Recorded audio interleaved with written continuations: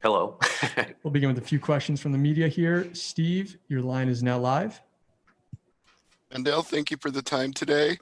We already had Saad Awad on the call a little earlier, and when I asked him about you as an opponent, he said, well, he's tall, he's good looking, and that's about it. So it's a compliment, but it's also a little bit of a backhanded compliment. So how do you respond to that? I think he's wrong. I mean, my Sherdog clearly states that I'm 5'10", and as you can see, I'm not that great looking. So if he's wrong about those two things, then he's probably wrong about the rest. All right. How bad was your leg injury with Kilis Moita last year? How have you prepared and come back from that? Oh, it was fine. It was the acute foot drop. So you can't lift your foot. You've seen it happen a bunch of times. It happened to, most notably, I think, Michael Chandler a little while back when he lost the belt here at Bellator. And, you roll your ankle is basically the main issue. And once you're over that, you're good. All right. And finally, for me, what kind of statement are you looking to make with a win on Thursday? I guess a statement. I don't know. My fights kind of speak for themselves. It doesn't really matter what kind of statement you make if you win a fight. So yeah, just a win. I'm not trying to make any statements. Jay Anderson. Hey, thanks very much. And Mandel, welcome back. I did speak to Saad earlier in the week and got a little more out of him than you're just handsome and tall. One of the things that he said is, you come from a good camp, and he doesn't believe Firas is going to let you stand in front of him. He's too good at game planning for that. I'm not expecting you to give any secrets away, but what is the approach to a guy like Awad who just flat out comes to fight and loves fighting? Yeah, a guy like that is you're kind of lucky to fight him because he's fought so many times. You know stuff about him.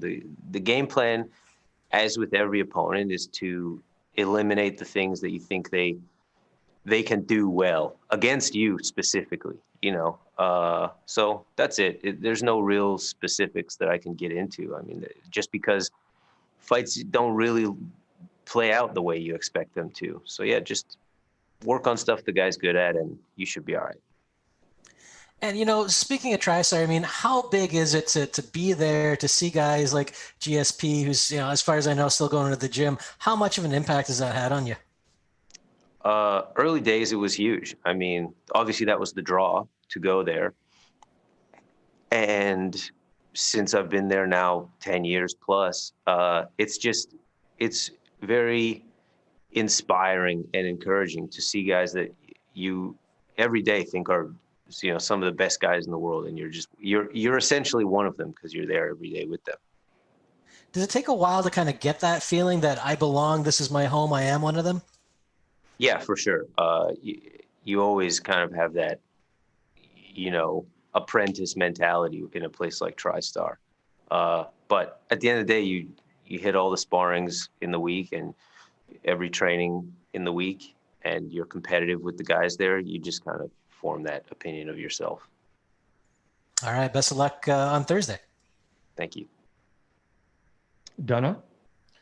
Mandel, tell me, did you have any trepidations about fighting during the current worldwide scenario we're in at the moment? No, I don't. I've been telling everybody, I just feel lucky to have a fight and be able to work. That's it for me. Outside of that, no. I'm just no, it doesn't stress me out that much. Have you been happy with how things have been since you've come into the Bellator bubble in Connecticut? Yeah, it's been great. It's been, as far as I know, super safe. I wish I had you could move around more. That's how safe it's been. So yeah, it's been great. Obviously, Saad is your most experienced opponent. Is he the kind of guy that you wanted coming back from the year layoff? Were you kind of asking Bellator, give me these tough challenges? I think that once you sign to a big promotion like Bellator, that's what's going to come your way. So I wasn't expecting anything less. And of course, I didn't know what kind of matchup I was going to be offered. And when we heard about this one, I thought it was amazing. So yeah, I guess to a degree I was hoping for it. Thank you, buddy. Luis Morales. Hi, I have two Howdy. questions for you. Coming after your first professional loss, how different are you entering into this fight?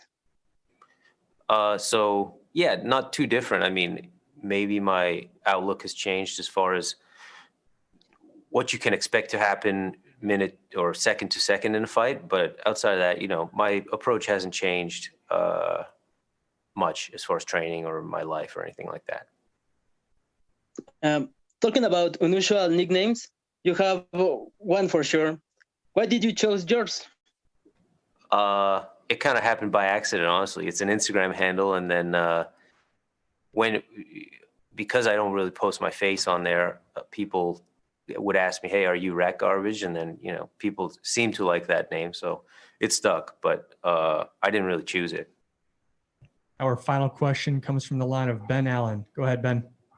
Hi, Mandel. So you're going to be taking on Saad Awad, who's maybe on a bit of a poor run of form at the moment, but is certainly a very established name in the Bellator lightweight division. Where do you think a victory over him puts you amongst the division?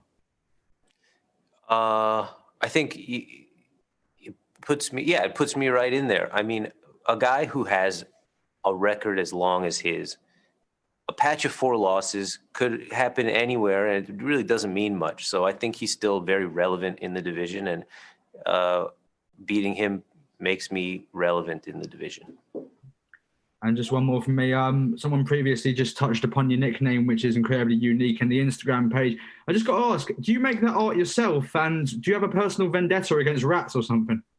No, I have an appreciation for rats. But yeah, I make that stuff myself. Cool.